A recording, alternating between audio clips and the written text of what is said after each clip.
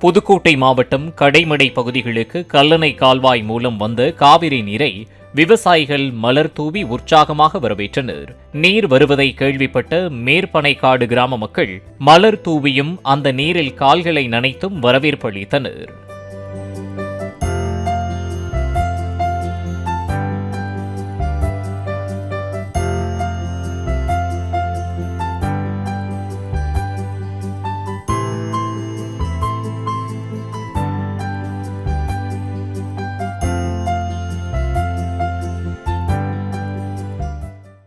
Play store மற்றும் app ஸ்டோரில் இருந்து பாலிமர் செயலியை QR கோடு மூலம் பதிவிறக்கம் செய்யுங்கள். செய்திகளை உடனுக்குடன் பெறுங்கள்.